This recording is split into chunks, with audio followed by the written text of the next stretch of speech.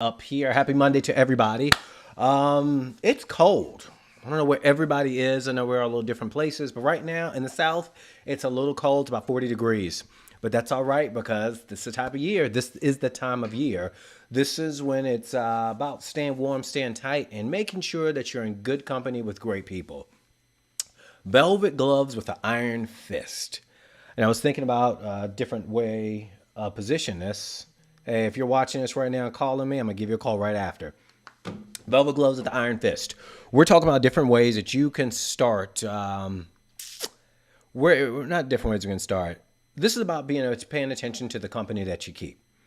And the reason why I named this Velvet Gloves with the Iron Fist is because we tend to overlook this thing.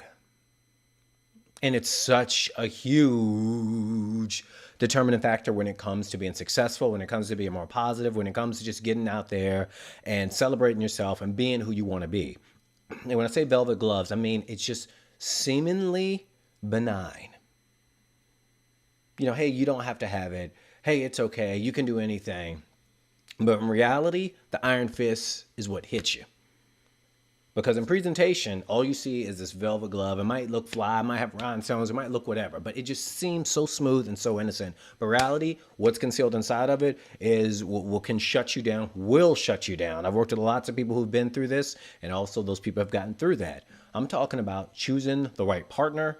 I'm talking about having support. I am talking about being very careful about not having support, and also very careful about the people who you don't realize might not have your best intentions in hand. And I'm not trying to speak ill of people's partners, ill of people's situations, but I'm just talking about the fact that we all need support. And is this big misconception is that you don't really need things like that. And I know this very, very, very well. Why do I call this a velvet glove?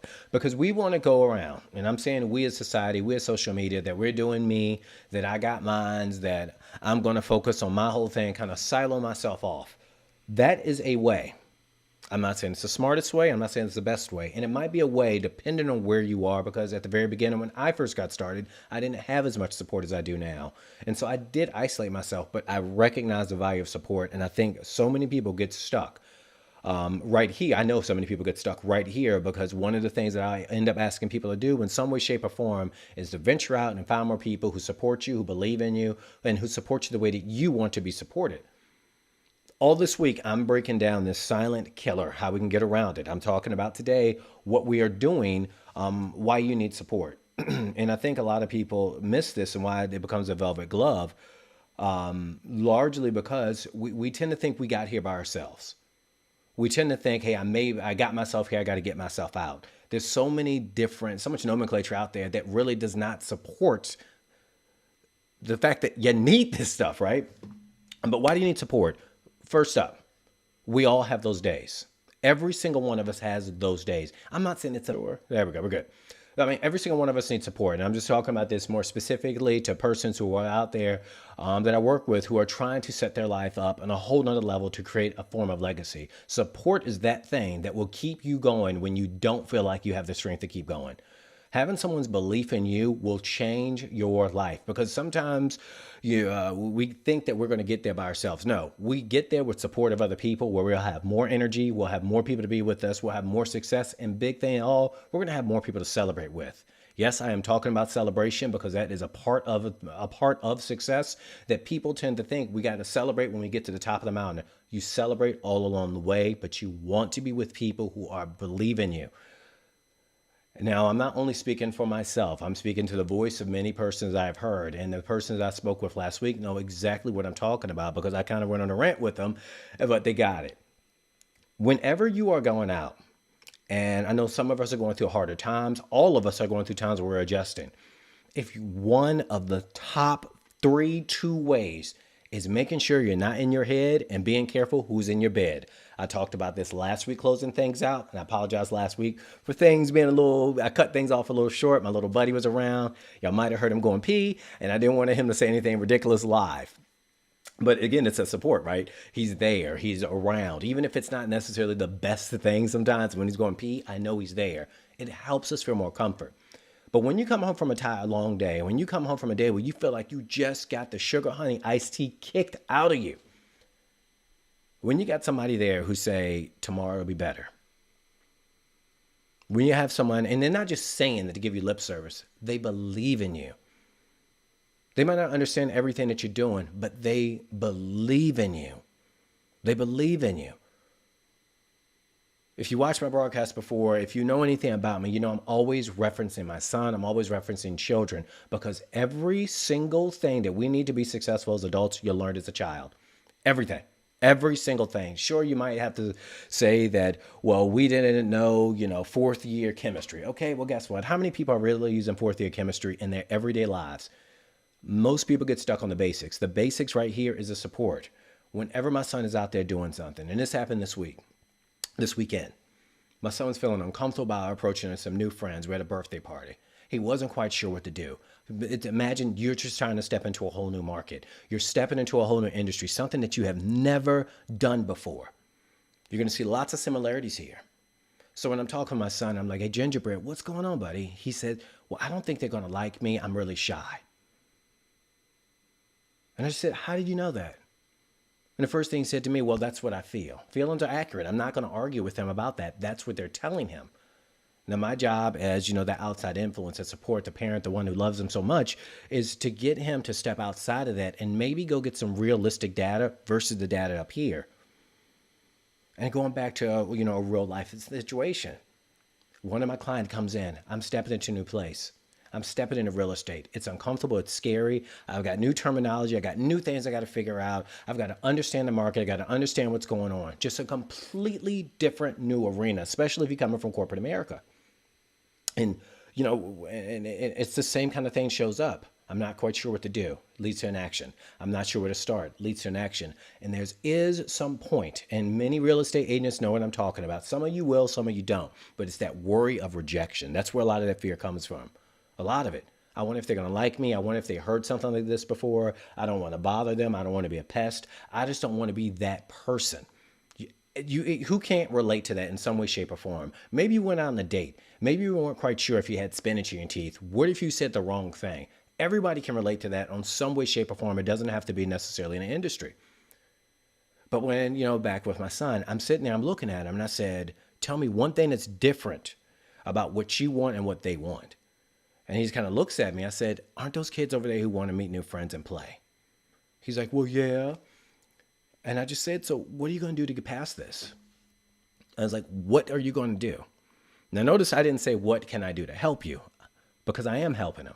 I'm helping them think. I'm helping them process. I'm helping them see the real risk there versus the mythological, made up risk. Because this thing will do something really bizarre to you. It will tell you if you go and talk to those new people, all of a sudden a dragon's going to explode out of their head. And this is how we can feel. Maybe not up here, but how we can feel. And so when you give someone some support to step outside of what they're feeling, because sometimes our thoughts are irrational. People know me. If you see me at the gym, I talk to myself. Why are you talking to yourself? Because this thing up here, as brilliant and as smart as it is, I'm not talking about my drive to make us have fun, to make us really excel. That's what it's designed to do. It's brilliant, right? But as brilliant as that thing is, sometimes it speaks foolishness. Sometimes the inner critic speaks out. And once I kind of made it more safe for him and we made some jokes about it, he just starts cracking up. He walks over there and he realizes, boom, I can go do this. Something that simple. A pep talk took 2 to 3 to 4 minutes. It was worth it for him. He went out there, took a risk, calculated risk, figured it out. Next thing you know, he's running around the playground at a birthday party. Shout out to my buddies at the playground. I'm not going to put any names out there to be respectful to everyone's privacy and platform. Had a great time. But back to client. It's uncomfortable. It's scary. I'm worried. What's the intention behind you getting into this business? And when we're reminded of what we're doing, when we're reminded of how important it is that we proceed, even though we're a little scared / uncomfortable, worried / uncomfortable, hesitant / uncomfortable, and that's what the uncomfort is, all of a sudden we reassess, tongue-tied today. We start reassessing some things, but all of these things come from support. And so once I kind of, make the not so scary things that are hidden in the closet, not scary because most of the times it's just the reality. The worst thing they can say is no. What happens when people aren't interested? They will say, hey, I'm not interested. They're not going to say you're the worst person in the world. On occasion, that might happen. That's why you need to make sure you use some common sense here. But that type of support is everything. As we get older, it doesn't change, is what I'm getting at. Support is the game changer. We can walk around sometimes seemingly in this daze to think that we're all self made. Well, guess what? Jeff Bezos is self made. He's a millionaire.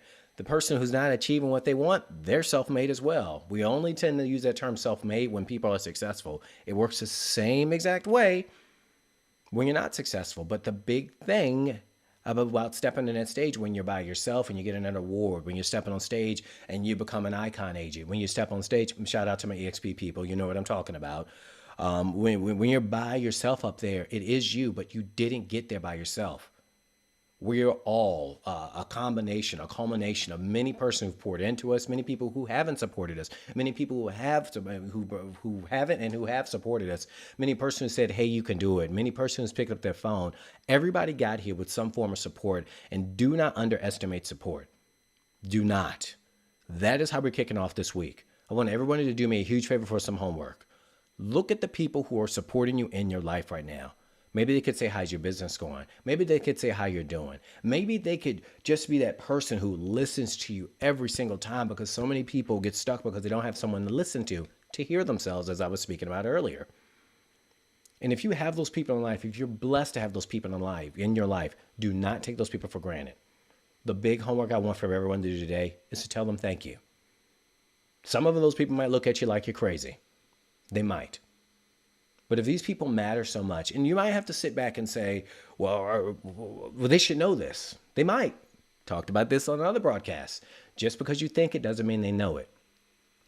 How many times have you said, some good things to people, or you blessed some people, or you just did something for people, didn't expect anything in return, and then they say, thank you. How good would they feel to know that they just got an unsolicited, unwarranted, to some degree, hey, I really appreciate you supporting me. Let these people know, because what I'm talking about next few days is going to be out. What if you don't have that? But I want the people who do, let people know that you appreciate them and that it has been felt and it has been seen. Support is everything.